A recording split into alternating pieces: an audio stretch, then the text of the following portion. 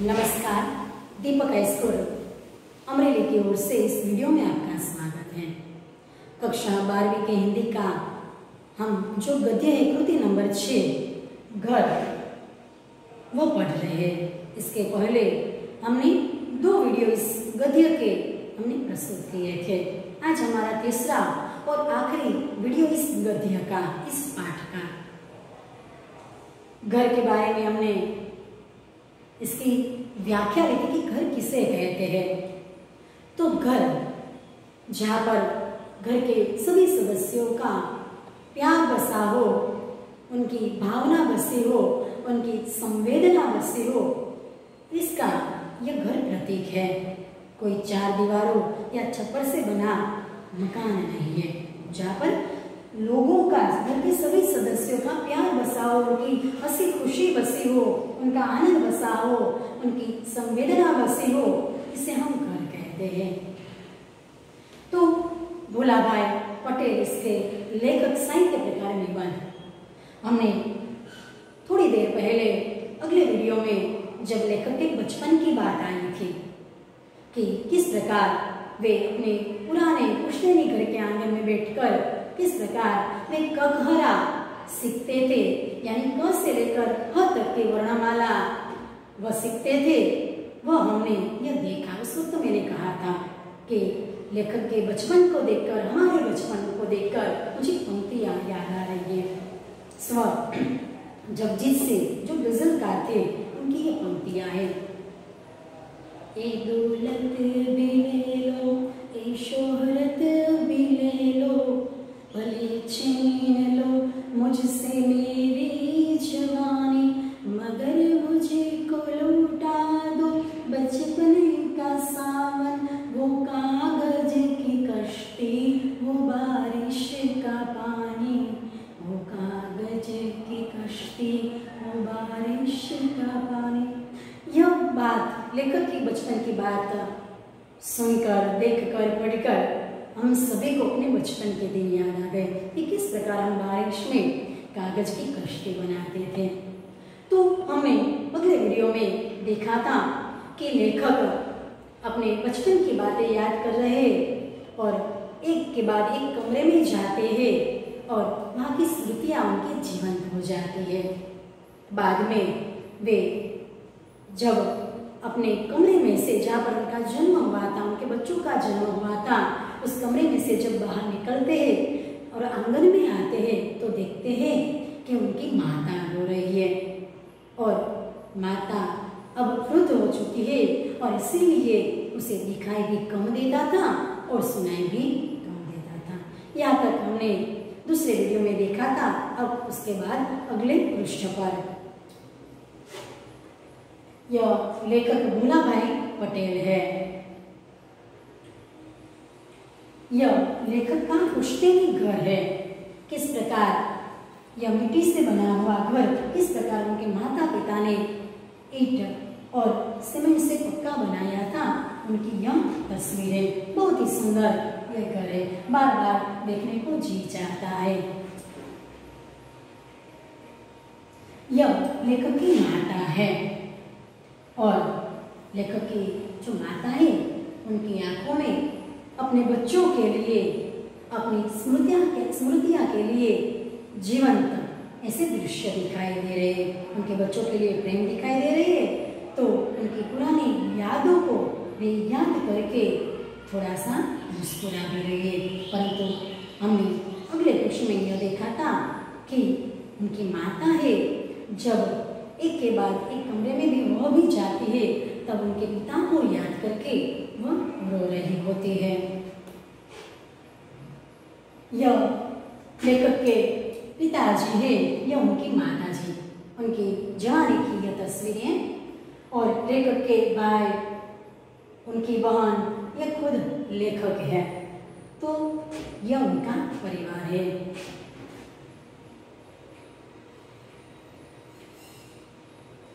लेखक के सपरिवार यानी उनके भाइयों और उनकी जो पत्नियां थी, उनके बच्चे थे, उनकी यह तस्वीर, यह बीच में दादा दादी, यह लेखक है। तो लेखक की यह तस्वीर है।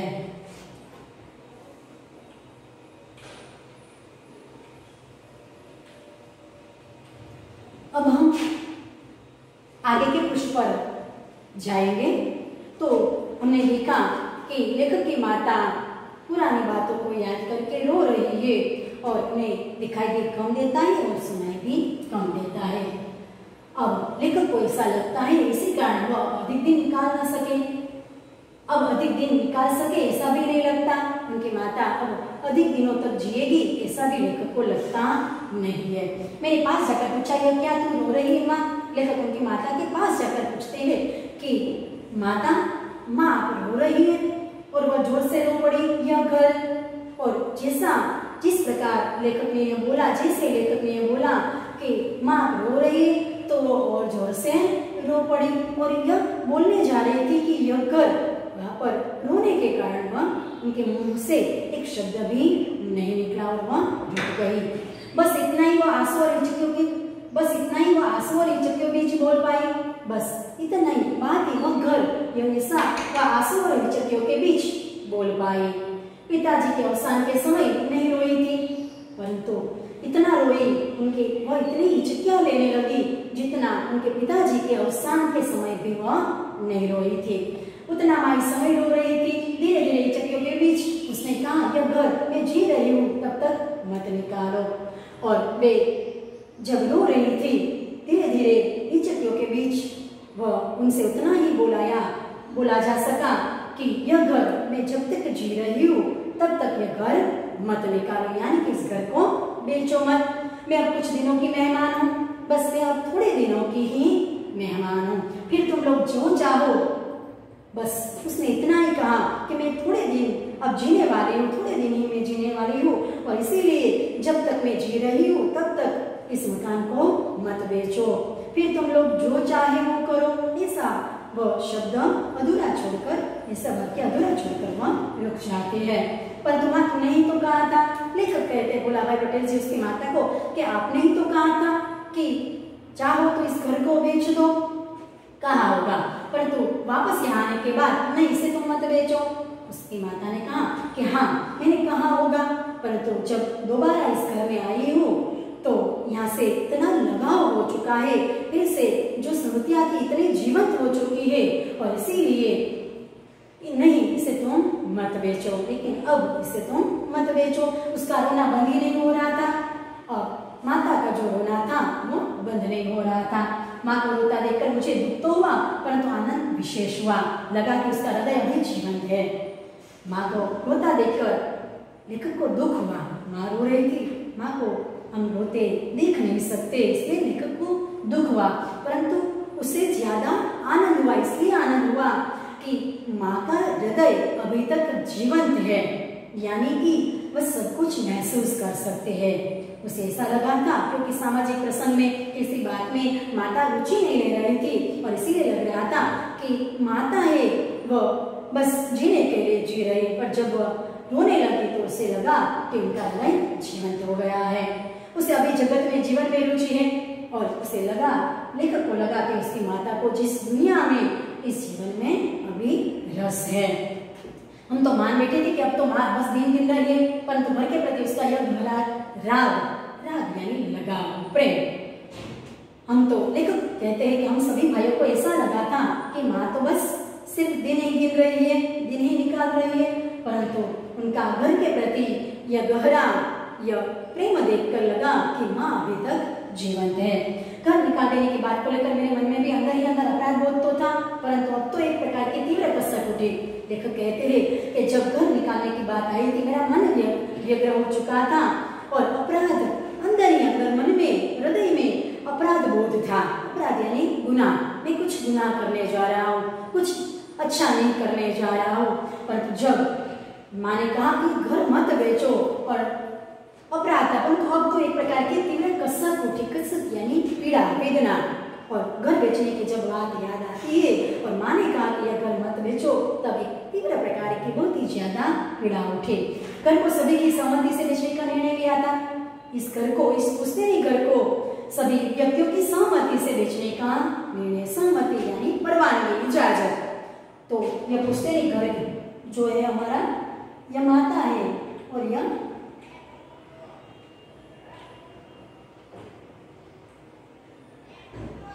पुश्तैनी घर है, और इसे बेचने का जो निर्णय था वो सभी भाइयों का था, परंतु माता इस घर को बेचने के लिए मना कर रही है।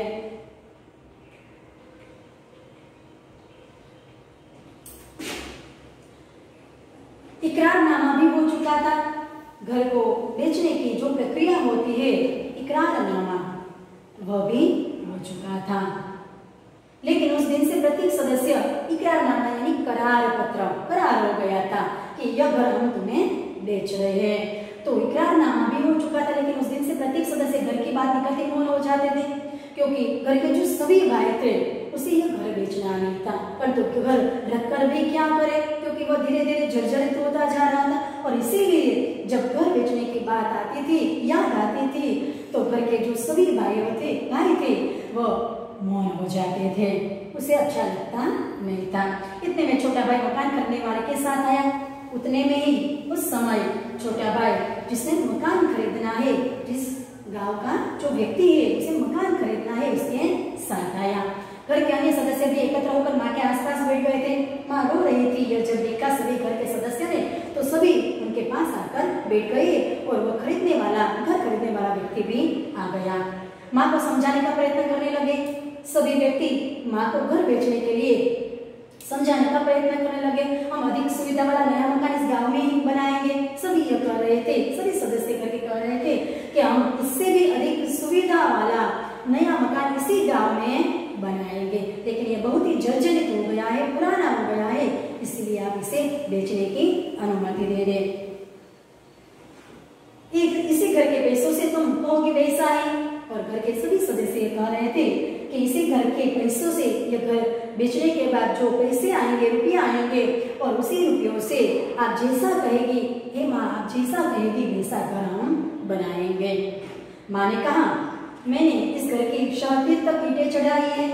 माता कह रही है कि मैंने इस घर की शहतीर यानी ऊंचाई तक, यानी छत तक, ऊंचाई तक मैंने ईंटें चढ़ाई है। मैंने खुद अपने हाथों से घर बनाया है। मैंने और तुम्हारे पिताजी ने, तुम्हारे पिता ने कितनी उमंगों से बांधा है। यह घर तुम्हारे पिता ने कितनी उमंग यानी आनंद से बांधा है, बनाया है। इसलिए मेरे जाने के बाद भगवान करे कि तुम लोग महल बनाओ, परंतु यह घर कर वह आधा वाक्य छोड़ देती है। यह उनकी माता कहती है कि मेरे मरने के बाद, मर जाने के बाद भगवान करे कि तुम इसकी जगह क्या गांव में कहीं पर भी महल बनाओ, परंतु यह घर तो फिर से थोड़ा बन पाएगा। छोटा भाई समय की नजाकत समझ गया। उसने मकान खरीदने वाले से कहा भाई कुछ समय तक रुक जाओ। छोटा भाई बहुत ही समझदार था। वह समय की कोमलता को, नजाकत को, समय को वह समझ गया कि माता जब तक इस दुनिया में है तब तक यह घर बेचना नहीं है। और इसीलिए मकान खरीदने वाले से कहा कि भाई कुछ समय तक रुक जाओ, कुछ दिनों तक रुक जाओ, कुछ वर्षों तक रुक जाओ। यह घर देंगे तब तुमको ही देंगे, जब ये घर बेचेंगे तो तुमको ही बेचेंगे। मैंने देखा कि हम सबकी छाती पर से एक पत्थर सा अड़ गया था जब यह बात आई कि यह घर बेचने का नहीं है। और तब ऐसा महसूस हुआ कि घर के सभी सदस्यों को यह महसूस हुआ कि सभी के हृदय पर एक भारी पत्थर पड़ा हुआ था और वह हट गया।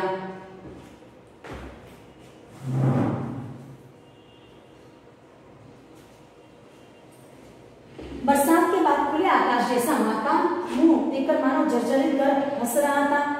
जब बारिश होती है और बारिश होने के बाद जब आकाश खुल जाता है, जब संध्या खिल जाती है, आकाश खुला हो जाता है, उसी प्रकार माँ का मुंह देखकर, उस प्रकार खुले आकाश जैसा माँ का स्वच्छ निर्मल मुंह देखकर, हंसी से, खुशी से या आनंद से भरा हुआ मुंह देखकर मानो यह पुराना पुश्तैनी जर्जरित घर है जो अब जीर्ण शीर्ण हो गया है, वह भी हंस रहा था। अदृश्य गुरु देवता की प्रसन्नता का स्पर्श सभी को हुआ था। और अदृश्य मतलब जो दिखाई न देता हो, जो दिखाई न दे, गुरु देवता यानी घर का देवता, यानी लेखक के पिताजी की बात हो रही है। तो लेखक कहते हैं कि मानो हमारे पिताजी मानो कि बहुत ही प्रसन्न हो रहे हैं यह घर न बेचने की बात से, और ऐसा प्रसन्नता का स्पर्श सभी घर के सदस्यों को महसूस हो रहा था और उनकी माता भी बहुत ही खुश हो रही थी। तो इस प्रकार हमने यह जो घर हमारा निबंध है, गद्य है, वो हमने पढ़ा। 3 वीडियो इस गद्य के ही। आशा है कि आपको पसंद आया होगा। यहाँ तक रुकते हैं।